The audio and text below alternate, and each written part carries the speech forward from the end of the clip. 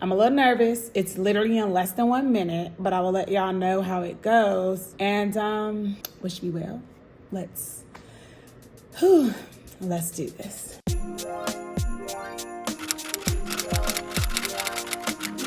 Today, I have my very first oral board exam. It's called a mystery case. There are 7 or 8 cases that I could mysteriously get.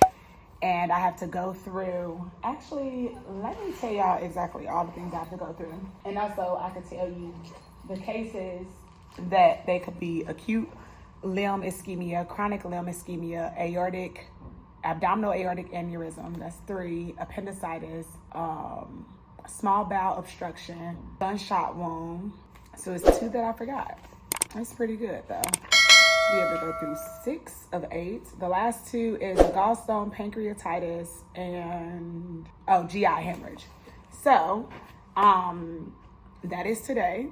For me, it's at 6:30, and this is our midterm feedback. So it's going to be evaluations.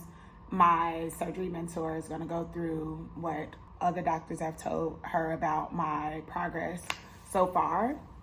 And I have to do a patient presentation, which I also need to get that together, Lord Jesus. This past weekend was my homecoming, so y'all didn't study as much as I should have. Please, you got it.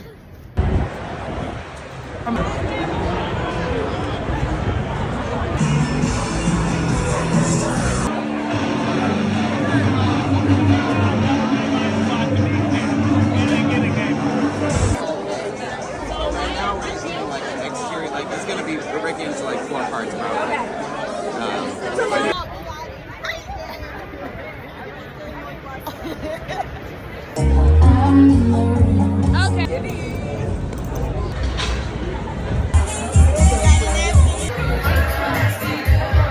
But I did start studying yesterday. There was a website on Blackboard that takes you directly to the cases.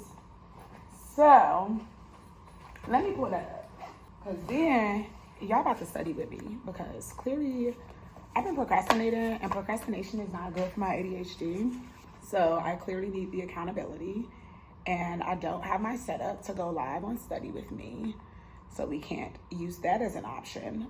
But we will log in and get all this information for y'all so you can finish talking about it, and then we're gonna get to it, and then I'm gonna present to y'all, because talking out loud it's really gonna help me out. But yes, this is Madeittomedicine Medicine with Vix. That's me. I'm a 3rd-year medical student, currently on my general surgery rotation. But right now I'm on my surgery rotation, but right now I'm on my neurosurgery portion. So I did 4 weeks of gen surge.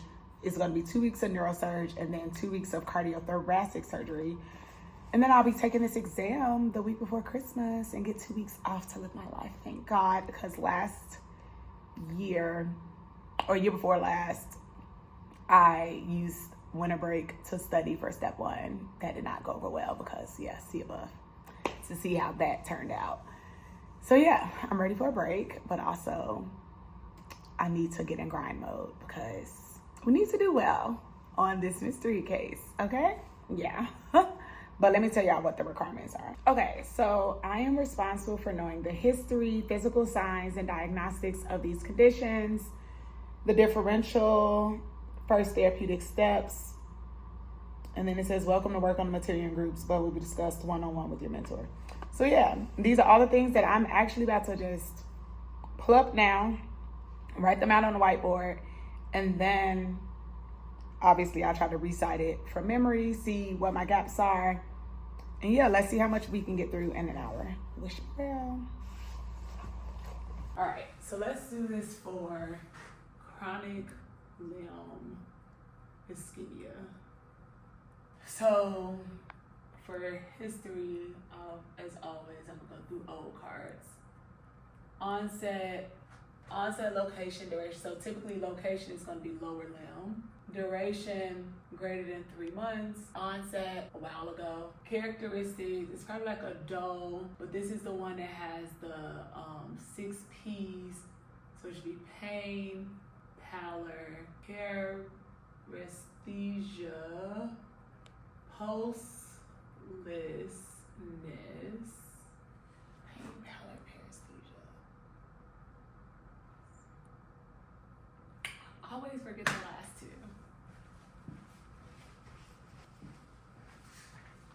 Oh, and it's also for acute limb, has these two, paresthesia.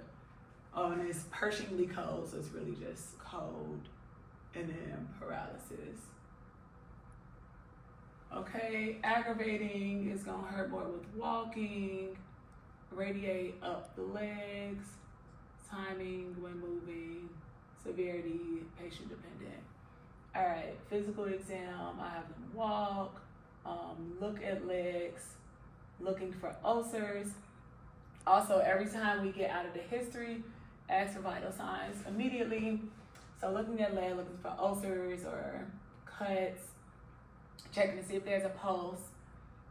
Oh, I need to do ABI, because if it's less than 0.5, that's severe claudication.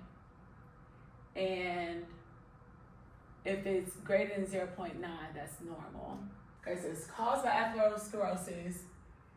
And then risk factors are smoking, diabetes, hypertension, hyperlipidemia.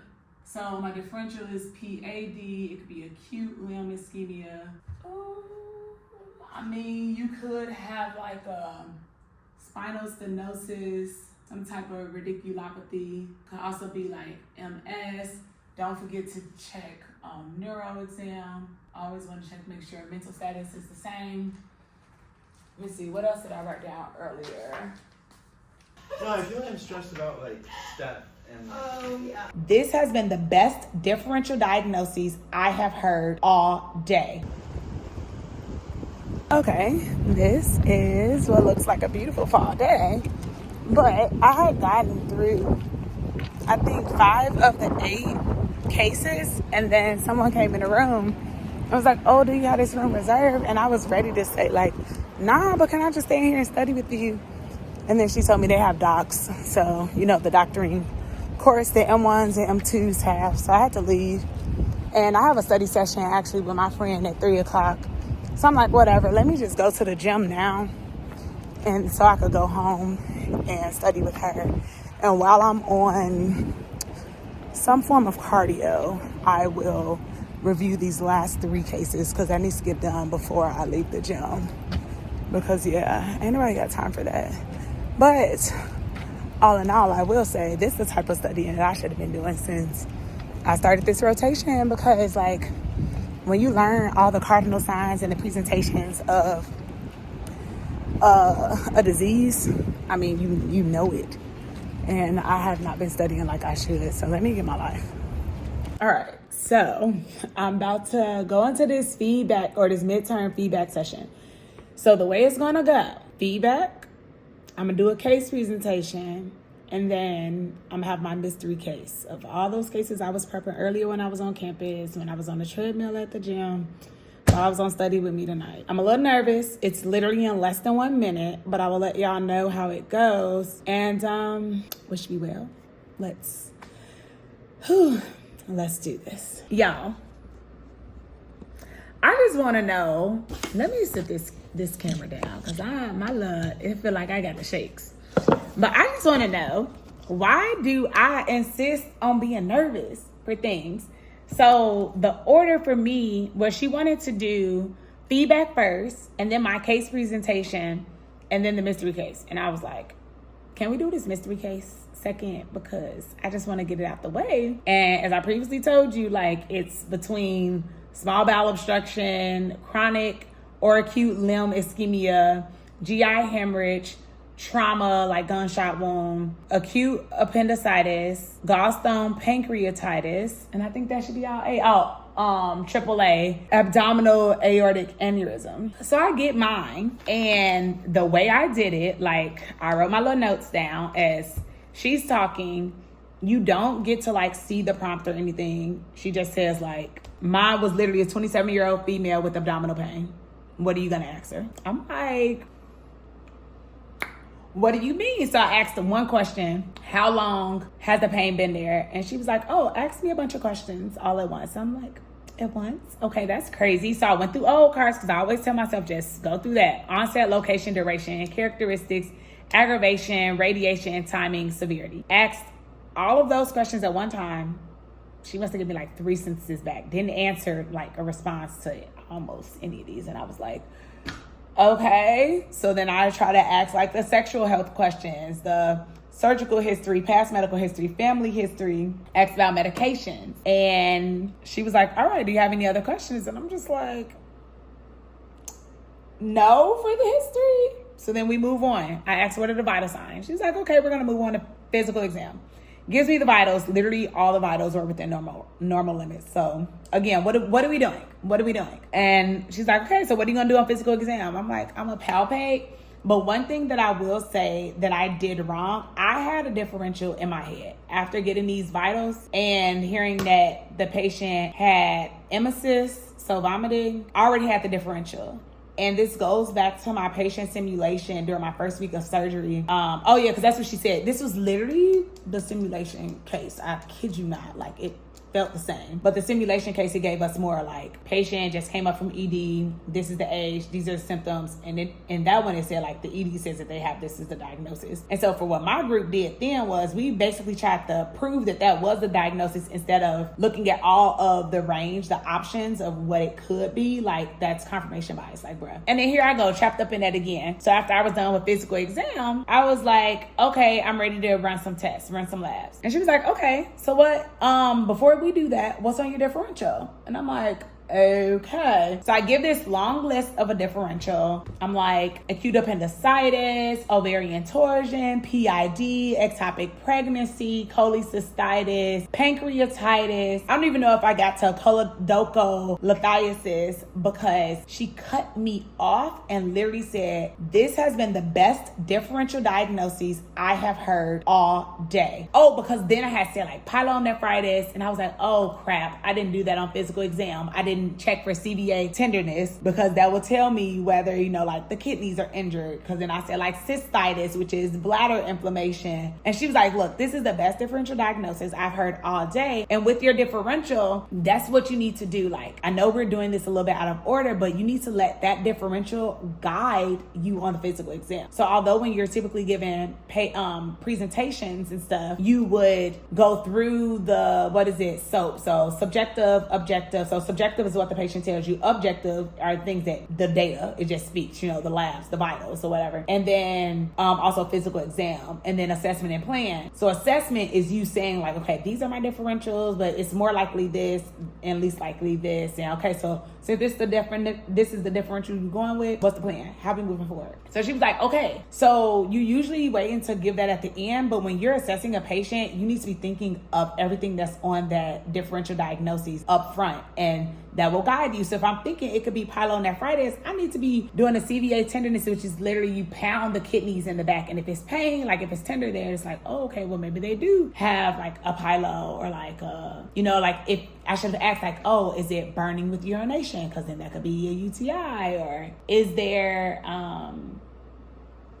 because I think pyelo is whatever. I'm not about to do that again because I already talked about that in another video. Point being is, don't get so locked in on what you think it is that you ignore everything else, because again, that's confirmation bias once again. So got through that, asked what's the treatment, talked about that, and she was like, all right, you ready to give your case presentation? I'm like, what?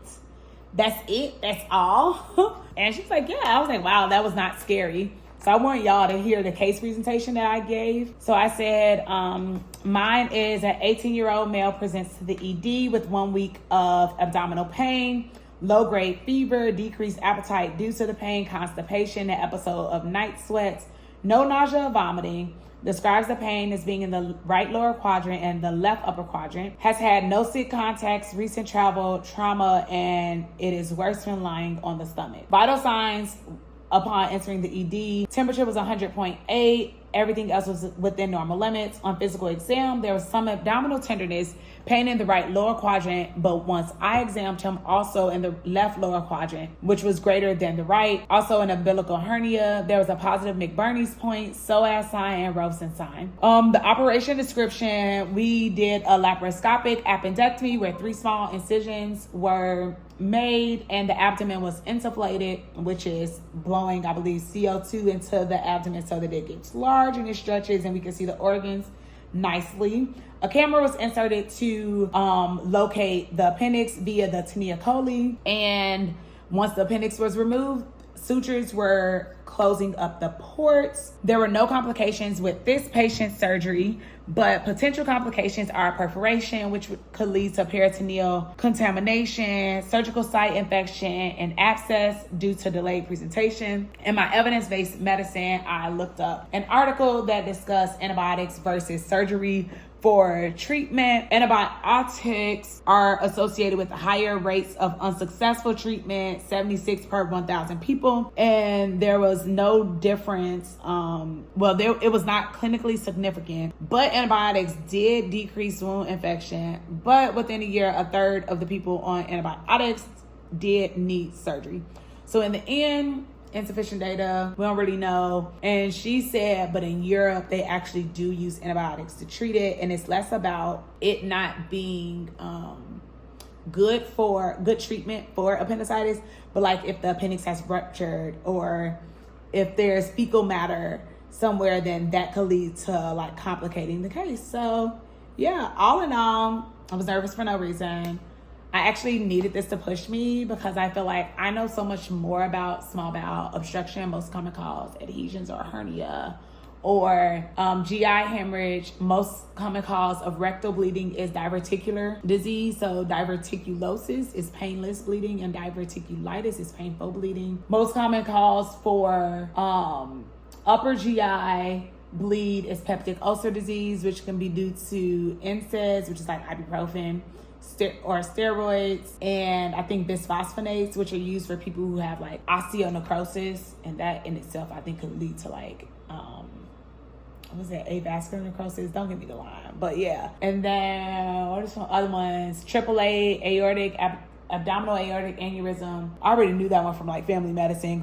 It's asymptomatic, usually found on screening, and greater than 65. History of smoking, for extensive smoking history, hypertension, things of that nature. For limb ischemia, acute or chronic, it's the 6 P's: pain, pallor, paralysis, paresthesias, postlessness, and code, Pershingly code, just so that one could also be a P. And the trauma, I'm happy I didn't get gunshot wound because that was the one that didn't have a website link. But I have to say, and gallstone pancreatitis. Yeah, that would have been all the GI stuff linked, but pancreatitis usually have elevated amylase and lipase, and it could be due to alcohol drinking or pancreatic insufficiency of the enzymes. So yeah, all that to say, this little bit of studying that I've been doing since yesterday, leading up to today, let me keep that same energy so we can score 80 plus on this exam, and we're gonna get back into this the next time, y'all. But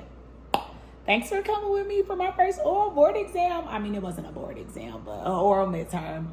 And feedback, it was more so her getting feedback on me. Wow, I didn't even realize that no one gave feedback. I'm gonna ask the other people who have the same surgical mentor, like, did y'all receive feedback from people? Because it was a lot of me like commenting on how the course has been going, things that they can improve upon, things that are going well. So yeah, all right, I'm probably like an hour or so out from bedtime, so let's just end it there. Catch y'all next time. Bye.